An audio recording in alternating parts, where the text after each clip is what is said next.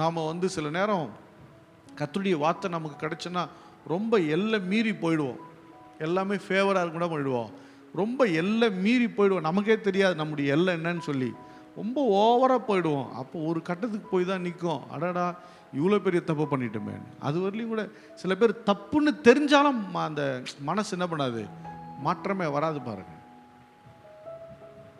அதை என்ன சொல்லுவாங்க, ஊரில் ஒரு பழமொழி சொல்லுவாங்க, நான் பிடிச்ச முயலுக்கு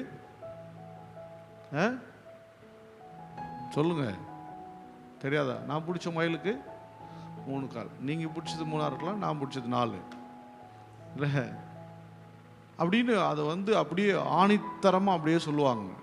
இப்படி தான் உண்மையாக தெரியும், அவங்களுக்கு தவறுன்னு தெரியும், மிஸ் பண்ணிட்டோன்னு தெரியும். அதில் அந்த வீட்டில் இருக்க பெண்கள் சில பேர் பயங்கர திறமைசாலிங்க. அதனால தான் இப்படி பண்ணிட்டேன், இதனால தான் அப்படி பண்ணிட்டேன், அதனால தான் அப்படி ஆயிடுச்சு.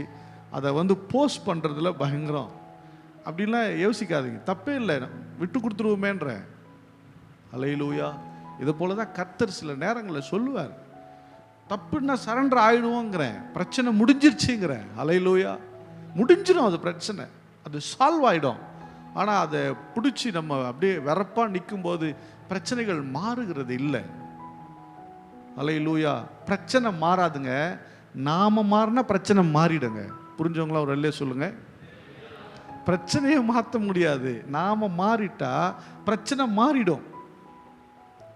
நாம மாறாம எந்த பிரச்சனையும் என்ன பண்ணாது, மாறவே மாறாது. இன்னைக்கு நமக்கு என்னன்னா பிரச்சனை மாறணும், ஆனால் நான் மாற மாட்டேன். எப்படியா மாறும், எப்படி மாறும், வாய்ப்பு இருக்கா? சான்ஸே கிடையாது. தேவன் அதைத்தான் விரும்புகிறார். ஏன் அந்த 70 இயர்ஸ் 70 வருஷம் எடுத்துக்கிறார் இந்த மக்களுடைய மனநிலை மாறுறதுக்கு? ஏன்னா ஒரு தலைமுறை மைண்டில் இது மொத்தமாக அழிக்கணும். அடிமைத்தனம்னா என்னன்னு தெரியணும், சுதந்திரனா என்னன்னு தெரியணும். அதனால தான் 70 வருஷம் விட்டார். அல்லேலூயா. சூப்பர் வாழ்க்கைங்க, எல்லாமே இருக்குது குடும்பத்தில், தேசத்தில் எல்லாமே இருக்குது பாருங்க, மொத்தமாக இருக்குது. தோட்டம் துறவு இல்லை, கனி வகை மரங்கள், காய்கறி செடி எல்லாம் இருக்குது. அதனால் இவங்களுக்கு ரொம்ப ஜாலி. நாங்கள் யார் தெரியுமா, எங்கள் லெவல் என்ன தெரியுமா, எங்கள் விதம் என்ன தெரியுமா, ரொம்ப ஜில்லுன்னு இருக்காங்க. ஆனால் ஒரு 70 வருஷம் இவன் அடிமையாக இருந்துட்டு ஒரு தலைமுறை போச்சுன்னா எப்படி தெரியும், ஐயோ எவ்வளோ கஷ்டப்பட்டேன்டா, என்ன வாழ்க்கை, இப்படி நரகம் மாதிரி வாழ்ந்துட்டு இருக்குமே. ஆனால் அதை விட்டுட்டு மறுபடியும் தேவன் தேசத்தை கொடுத்து ஆசீர்வதிக்கும் போது, அப்பா இந்த தேசத்தை நான் நல்லபடியாக வாழணும், இதை பத்திரமா பாதுகாத்துக்கணும், இதில் நான் உறுதியாக நிற்கணும்னு தோணும் இல்லை. அதுக்காக தான் விடுறார், வேற எதுக்காகவும் கிடையாது. தேவன் உங்களுக்கு கொடுத்த மேன்மை பெருசுங்க. சொல்லுங்க, பக்கத்துல பார்த்து சொல்லுங்க, தேவன் உங்களுக்கு கொடுத்த மேன்மை பெரியது.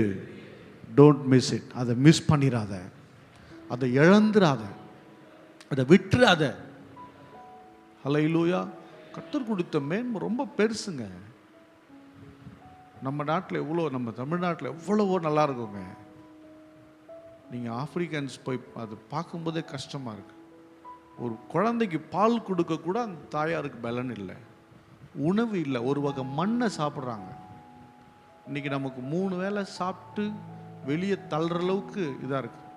நாம் வாழ்கிற தேவன் கொடுத்த வாழ்க்கை மேன்மையானது. அல்லேலூயா. இந்த எல்லைக்குள்ளே தான் பேசிக்க முடியும் நம்ம. இதெல்லாம் வேறொரு ப்ராப்ளம் நமக்கு வராமல் இருக்கணும்னா நம்ம கர்த்தரை பிடிச்சி வாழணும். அல்லேலூயா. விசுவாசமாக வாழணும், புரிந்து ஜெபித்து வாழணும்.